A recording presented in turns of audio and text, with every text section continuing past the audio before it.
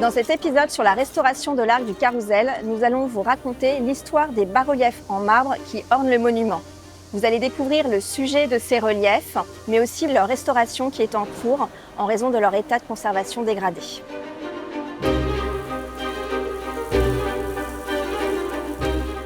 Les reliefs de l'arc du Carrousel ont été créés entre 1806 et 1808 par de très grands sculpteurs qui ont travaillé sous la direction de Dominique Vivant-Denon, qui était alors directeur du musée.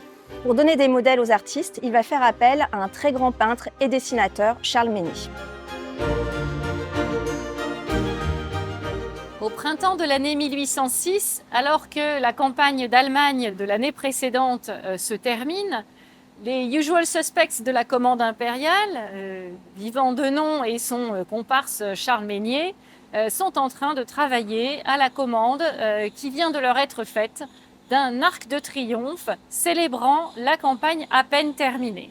Nos 6 bas-reliefs racontent une histoire organisée de façon chronologique qui commence avec la reddition du général autrichien Mack devant la ville d'Ulm, qui se poursuit ensuite avec d'un côté l'entrée des Français à Munich, donc l'alliance avec la Bavière, et de l'autre côté l'entrée de l'armée française dans Vienne, donc la prise de la capitale ennemie.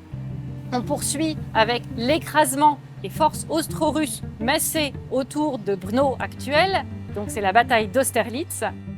Et puis notre histoire va se terminer avec paix à Pressbourg, qui est aujourd'hui Bratislava, en 1805, et en 1807, alliance avec la Russie et avec la Prusse lors du traité de Tilsit. Bien qu'il s'agisse donc d'une campagne particulièrement violente et d'armées d'une taille sans précédent dans les guerres de l'Europe, aucun des bas-reliefs ne montre de scène de guerre. Aujourd'hui, si on est habitué à des représentations de combats en action, c'est assez rare dans les commandes impériales et particulièrement dans un monument de propagande gravé dans la pierre comme celui-ci. On va trouver par contre des moments symboliques, des représentations de ce à quoi a servi le sacrifice de ceux qui sont morts ou de ceux qui sont blessés. Voilà, la bataille d'Austerlitz. Nous sommes le 2 décembre 1805 et l'empereur Napoléon, à l'issue d'une journée qui a commencé assez tôt, aux environs de 8 ou 9 heures du matin, dans les brumes de l'actuelle République tchèque auprès de Brno, l'action a vu s'affronter environ 100 000 Austro-Russes et 70 000 Français. Donc une infériorité numérique que seule a été capable de compenser l'inventivité, la réactivité de l'empereur et de son état-major, ainsi que la capacité de l'organisation et la capacité d'action des troupes françaises. L'événement qui est représenté ici n'est pas le point culminant, le point tournant en fait de la bataille sur le plan tactique, c'est bien l'affrontement entre deux mondes et la nécessaire victoire, on va dire, du bien sur le mal, dans une lecture assez manichéenne. Le prince Repnine porte son épée par la pointe, avec la fusée dirigée vers le bas, en signe de soumission. Tous les autres apportent des emblèmes et des armes qui montrent que sur le plan militaire, tout est terminé. Quand on confronte ce bas-relief avec la représentation qu'en a faite Gérard pour le Palais des Tuileries, qui est tout en contraste avec une lumière extrêmement forte et qui montre quasiment l'empereur presque divin sur la colline dans un mouvement très romantique, on a ici une représentation qui est au contraire extrêmement statique, composée en frise, qui correspond à la dignité et à la gravité, gravitas romaine, du monument auquel il est destiné. Le 26 décembre 1805, lorsque la paix de Pressbourg est signée entre l'Autriche et la France, c'est le début d'une nouvelle ère. En tout cas, c'est ce que nous montre ce bas-relief. Un extre, une renommée avec sa trompette et ses couronnes, est flanqué d'une aigle impériale dans les serres de l'aigle, une épée portant sur la bélière le nom Napoléon. Après cette représentation de la victoire dans sa manifestation militaire, la prise de trophée à l'ennemi, on se trouve en plein centre du bas-relief avec la ville de Pressbourg qui préside à la réalisation d'un traité de paix et à la signature de la paix entre la France et l'Autriche. La France a beaucoup à y gagner, l'Autriche beaucoup à y perdre. Et pourtant, pas le choix, parce que tout simplement, vous voyez ici l'histoire assise avec sa tablette et son stylet, en train d'écrire ce qui s'est passé et de le graver pour l'éternité. L'histoire se fait dicter, on remarque assez bien, elle se fait dicter le mot pax, donc paix en latin, par une victoire derrière avec sa palme et ses lauriers, donc une victoire militaire qui précède le stylet en utilisant la pointe de l'épée. Donc on est vraiment dans une allégorie qui montre que la paix ne peut être conquise que par la guerre et par la victoire.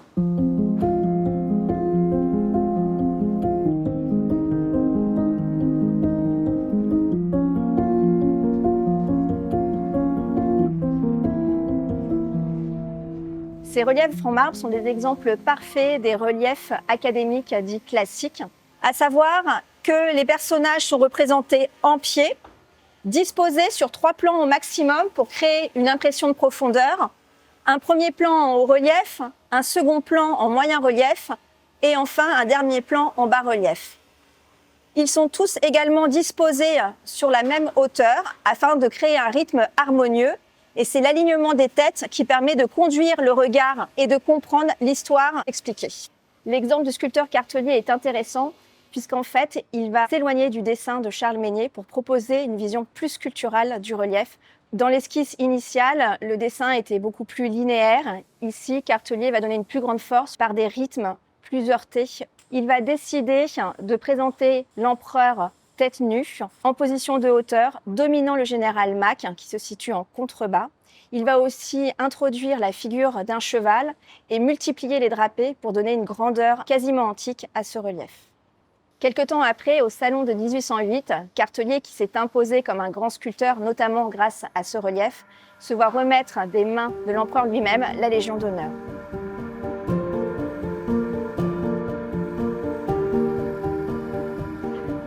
Contrairement à l'état trop dégradé de conservation des soldats de la Grande Armée qui a amené à leur dépose, l'état de conservation des marbres en relief nous a permis de décider en comité scientifique de les laisser sur place.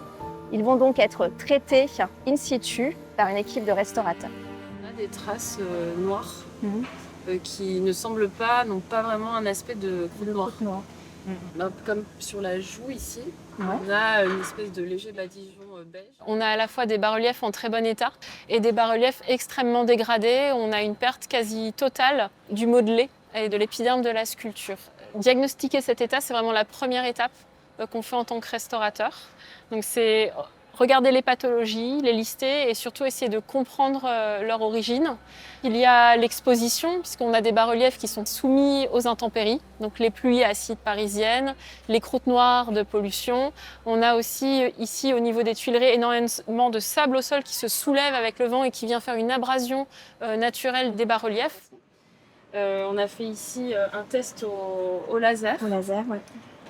Et ensuite des essais avec donc des compresses. Ici, une compresse. On a fait des tests, on va mixer plusieurs techniques et on commence d'abord avec un nettoyage avec des éponges très absorbantes, avec de la vapeur d'eau. Ensuite, on travaille au laser pour enlever les dépôts de pollution qui sont noirs et qui sont durs et insolubles. Et on finit avec de la micro-abrasion. Le laser, c'est une technique qui est assez magique, qui ne marche pas à chaque fois. Mais c'est vrai que c'est très adapté pour travailler sur des croûtes noires. En fait, ça va fonctionner par distinction de couleurs. Donc ça va aller créer une petite explosion, une extrêmement minuscule explosion au sein du dépôt de croûte noire et le détacher de la pierre. Malheureusement, on nettoie puis on découvre des choses très hétérogènes dessous. Et en fait, tous les états où le marbre est désagrégé, extrêmement fissuré, ne se nettoient pas. On se nettoie très mal parce qu'on ne peut pas toucher cette pierre. Vraiment, le marbre est, on dit saccharoïde, c'est-à-dire qu'il part en petits grains comme du sucre. Donc malheureusement, même après nettoyage, on a un résultat qui reste hétérogène de par les altérations du marbre, mais aussi des colorations qu'on a en surface qui sont jaunes ou même parfois légèrement violettes. Là, 2 plaques qui après nettoyage sont sorties de manière très différente. Et on voit qu'ici on a une coloration presque violette, alors qu'ici on a vraiment récupéré la couleur naturelle du marbre de Carrare. Donc ça, ce sont des choses qu'on ne peut pas résoudre avec le nettoyage. Donc ce sera des phases où on va devoir harmoniser les plaques entre elles grâce à des patines colorées. Encore plus, si le métal bouge, alors là, Il n'y a vraiment pas du tout de dilatation à ce niveau-là. L'autre gros problème qu'on a ici, ce sont les agrafes. Donc, en fait, ce sont d'énormes crampons en fer qui ont été placés pour tenir les marbres lorsqu'ils ont été mis en place. Et ces fers sont placés très proches du marbre avec un scellement ciment, donc très dur aussi. Et quand le fer se corrode, il va provoquer l'explosion en fait du marbre. Donc là, on a cette agrafe, donc on a commencé à dégarnir le joint autour et on voit que le marbre autour a vraiment cassé à cause du gonflement du fer qui était scellé avec du ciment. Donc il faut qu'on trouve un moyen d'extraire ces agrafes et qu'on puisse les retirer en fait. Dans les épisodes suivants, vous pourrez découvrir le travail de restauration mené sur l'ensemble du décor de l'Arc du Carrousel, que ce soit l'appareillage en pierre, les ornements sculptés ou encore l'avancement du travail des sculpteurs qui réalisent actuellement les copies des soldats de la Grande Armée.